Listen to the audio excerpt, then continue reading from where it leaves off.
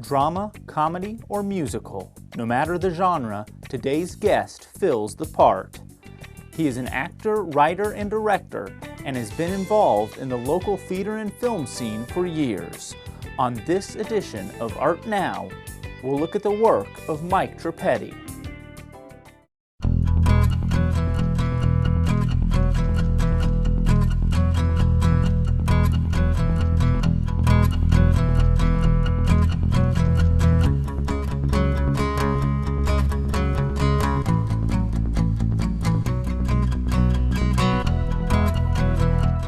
Welcome to Art Now, a program where we talk with artists whose work is a part of our community. I'm Ginny Waaler, and I will be your host. Our guest today is known for his work in theater. He has been an actor, director, film writer for many productions in Champaign-Urbana. He has acted at the Krannert Center for the Performing Arts and the Station Theater. He is a member of the Champaign Movie Makers. He has also written and directed many web production programs. We're very happy to welcome MIke Trippieddi to Art Now. Welcome, MIke. Thank you. Thank you. You've been a resident of Champaign-Urbana for many years. Yeah, I was born and raised here. I've lived here my whole life except for 3 years in the late 1970s when I lived in New York City. Okay. How did you get your start in theater? Well, I started, I always was interested in performing. I was a very shy kid, but, you know, I'd take a speech class or some little thing in school, and it just kind of made me come alive. And so I was interested in that. And then junior high, I tried out for a few things and didn't get cast in anything. Same in high school, basically. I didn't get cast in anything until I was a senior. And then I got cast in 4 shows, and Really? pretty good roles. And then I thought, well, hey, you know, this is kind of fun. This is what I can do. This is what I'm good at. And so it kind of went from there. Well, you know, good. so. Well, that's great. So what do you enjoy doing most? Acting or directing or writing or singing? Well, not singing. I don't like to all sing. right. I've been in a lot of musicals, but I really don't like them. Okay. It's too much work, and there's too many directors. There's a director, there's a musical director, there's a choreographer, and most of the time they'll all tell you different things, and so you don't know what to do, and you're trying to learn your lines, Singing's not fun for me. Okay. A lot of people will say, oh, I love to sing, but I don't much care for that. Okay.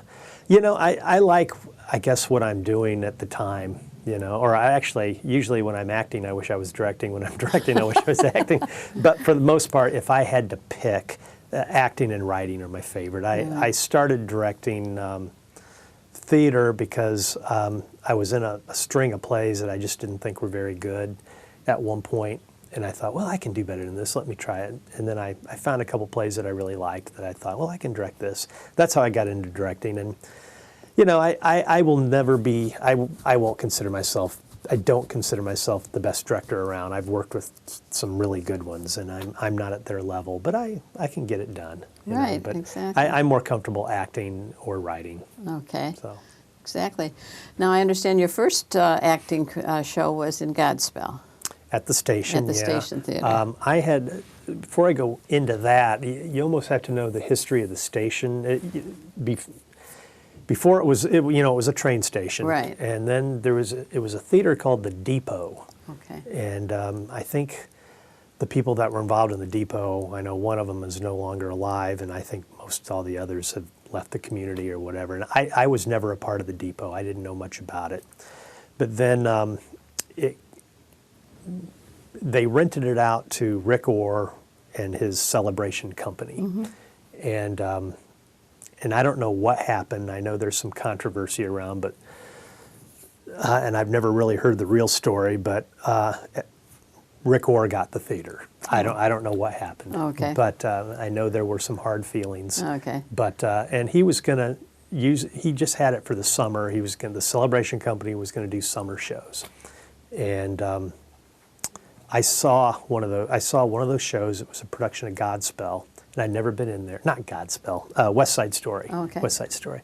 I'd never been in there, and I was just floored by how good it was. And Really? I was just, and to this day, that production in my opinion, is one of the best ones I've ever seen anywhere, and it's Broadway, whatever. And I thought, well, I got to come back to this, and I went that summer and saw all their shows and was so impressed. And then I found out that the Celebration Company shared they changed it to the Station Theater, but it was mainly the Celebration Company is what they call it. Now they call it the Station Theater. But the Celebration Company shared the space with the Champaign-Urbana Community Theater. And I went to some of those shows, and I was not impressed at all with those.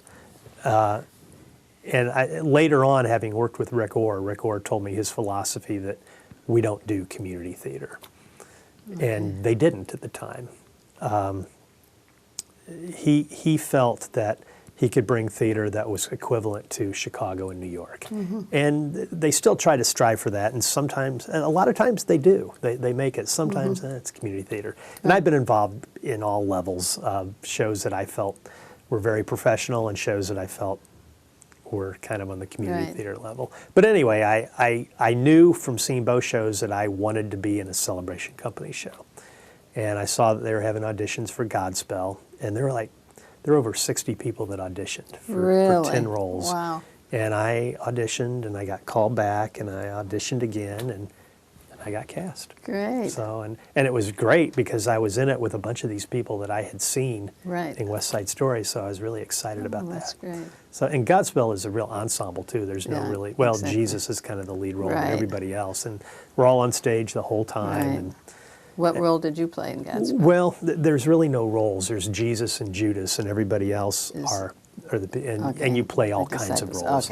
Yeah, it's been so long ago. Yeah. But I'm trying to remember the show, but it's tales of the Bible told with song and stories, and so you play a lot of different characters. Okay, well that's great. So what do you enjoy doing most? Is it that kind of drama or musicals, or I know you've been in a lot of different kinds, and some scary movies and some. Well, for me, I don't care if it's comedy or drama. I would prefer just good material and who you're working with. Right. I would probably say I've probably done more comedies. Yeah. But and I think that's easier for me. For some people, it's the other way around. But for me, it's just been easier, and so that's probably why I've done more comedies. But I just like a good part, and good people to work with. That's really all I care about. Good. So. What was one of your favorite comedies? Comedies? Several. I was in one called Noises Off. I don't know if you've ever seen Noises Off. It's 3 acts, and the first act is these actors are rehearsing a play, and you get to know all the relationships, who's dating who doesn't like who, blah, blah, blah.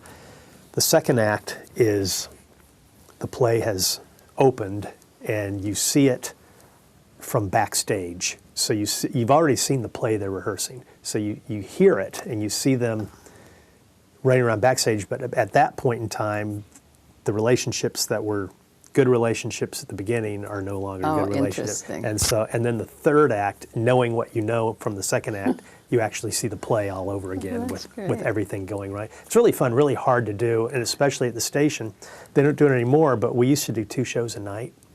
And this was a show where the first act, second act, and third act, it was all the same lines, only just different things. And when you're doing the second show, you're going, okay, did I say this? Did I already say this? And so it's you have to really focus and concentrate. Exactly. And that was fun. I really enjoyed that. I did a show called Couples Counseling Killed Katie that I was really proud of.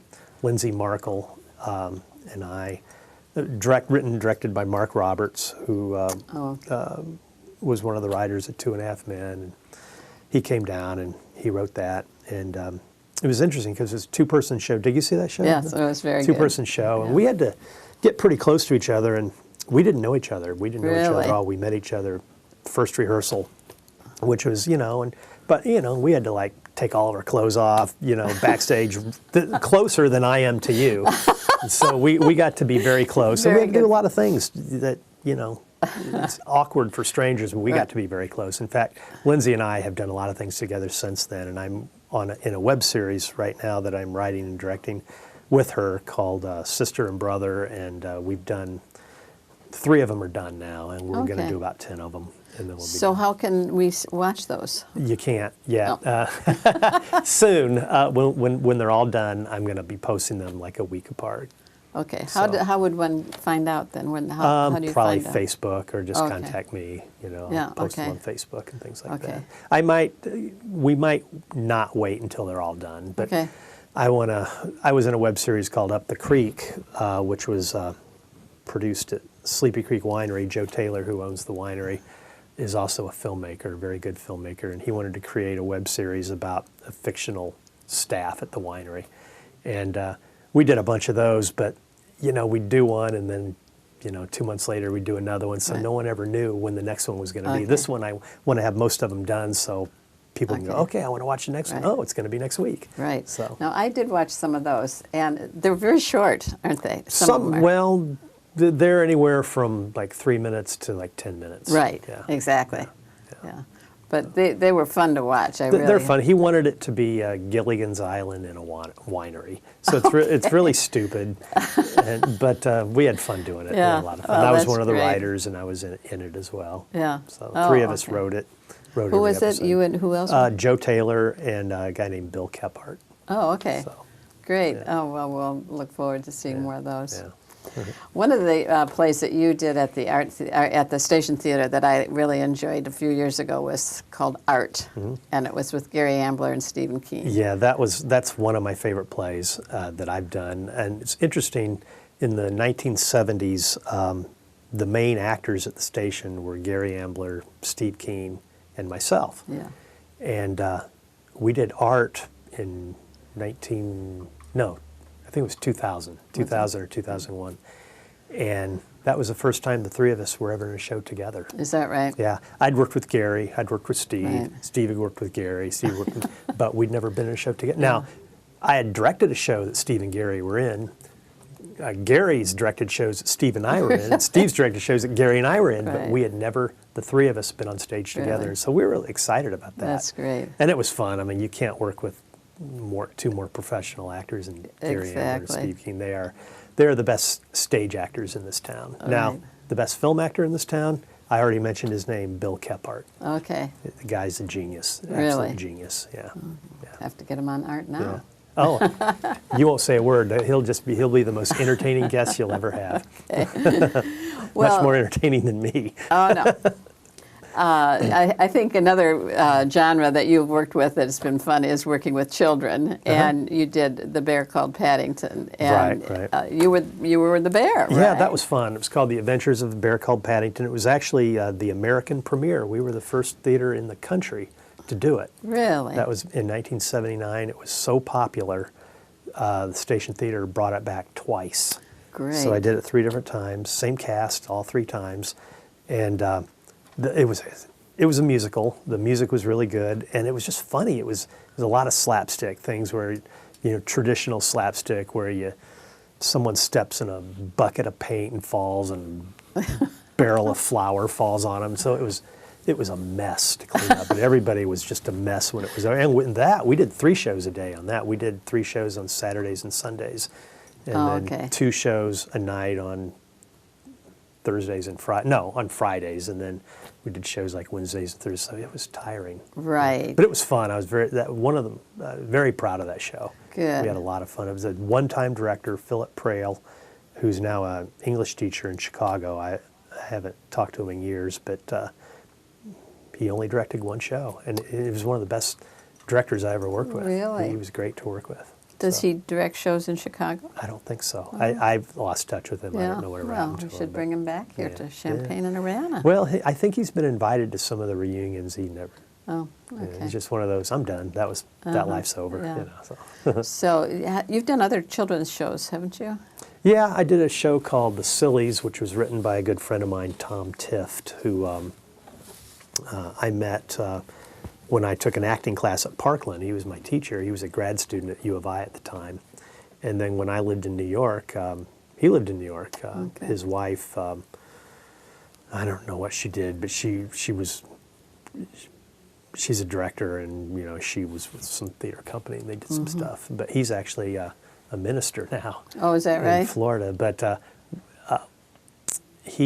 we knew each other, and when I was in New York, I had lost touch with him. I hadn't seen him in like 5 or 6 years. He tracked me down, and he goes, I'm teaching theater at this all-girls school, and I want to do a few plays, and I want to bring in a guest actor. Do you want to do it? And I go, yeah. So I was down there for like 6 months in Georgia. Really? And I did a bunch of shows. I was the only male actor.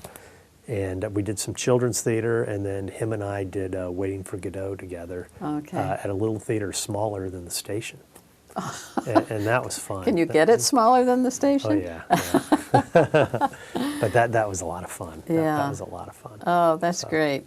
Yeah. So. Well, I know you're going to be working with children with this Pens to Lens program that's coming up. Yeah. That's part of your role in the Champaign Movie Makers? Right. I don't know why they call it the Champaign Movie Makers, because there's filmmakers from Decatur, Danville, Urbana, all over the place. But it's called the Champaign Movie Makers.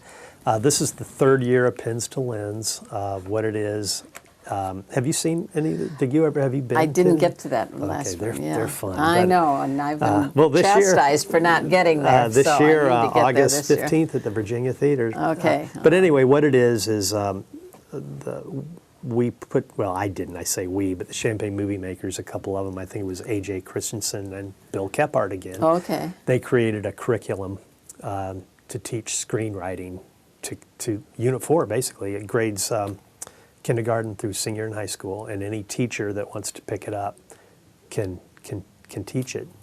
And the kids write scripts, and the local filmmakers read every script, and then they pick a script that they want to turn into a movie. There is a time limit. They don't want anything to be over 5 pages long. Okay. Because you don't want to sit there, Right. for 20 minutes and watch a movie. But the first year, I think there were, there were like 60 submissions, and we had 9 movies made. It was at the Art, and it was really fun. And then the next year, last year, the Art couldn't hold it because it got too big, and there were over like 150 submissions, and we did, I think, 22 movies. Right. This year, I believe there were over 200 submissions, and I don't know how many movies are going to play this year. I think there's around 20. Wow. And the first year I directed one called Super Duper Low, written by a 3rd grader, and it was all about her battle with diabetes. And she played a superhero, and she taught kids about diabetes.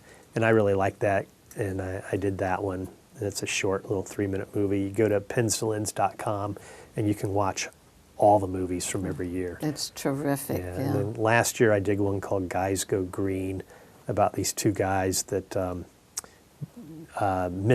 misuse their plant, and the plant gets revenge on them by stealing their razors, and so they have to go to work without a plant, shaving. like a plant that you're talking about? Yeah, Really? we had a live actor play the plant. And she steals their razors so they can't shave, so they go to work, and the boss won't pay them because they didn't shave. And so they realize that they have to treat the plant better. Right. And then this year I'm directing a really dark one. It's written by a high school girl. It's called Sun Black and the Cannibal Dwarf. Wow. And that's all I'll say because I don't want to give anything away. Wow. Yeah, but it's... But, I think the fact that you have all these different ages participating in this is tremendous. Yeah. And the experience they get each year, I'm sure they improve. They know how to do it better and better. And so what a wonderful education for them in that field. Yeah. And some of them help come to the sets and look at the movie, watch the movies now. I didn't do that last year or this year. The first year, my actress was the writer. And she was great to work with, but I just prefer not to deal with the writer because they have their own ideas about what they want. Well, like Bill Kephart again, him and Joe Taylor are doing a movie this year, and they met with their writers. And the writers said, well, my movie, we really thought it was going to be animated. And they sat the 2 girls down and they said, no, actually, all the roles are going to be played by 2 middle-aged men, and they just sat there. So some of them aren't happy with, but they're going to be happy. No, I'm not. I'm not in it. I am in one movie. I just have a small part. A movie called Sunshine, and it's about Alzheimer's, and it's a good script. Really? So it's a good director. Andrew Gleason's the director. I've worked with him before, and he's really good. So he directed one. No, he did. Bill Kephart again directed one last year where Andrew Kephart was his videographer or director of photography, and it was called The Time Will Come, and it's a tearjerker. And I challenge you to watch it online and not cry. Really? Because you will. Yeah. It's about a family, a little girl, and the mother is dying of cancer. But it's really good. Now, how old was the girl that wrote that, or the child that? I think she was junior high. I'm not sure. Okay. Yeah. Wow. Well, I think that's tremendous that we do that. But most of them are funny. Yeah, Most of the movies are funny. There are some too depressed serious. then. No, Okay. most of them are funny. All right.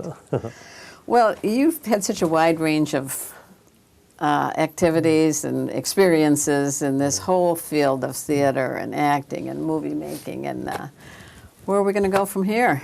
Any me? plans? Yeah. No, I don't want to say never. My theater career could be over. No, It's just, I don't think so. It's so time consuming. Yes. And it also, if you're acting, you know,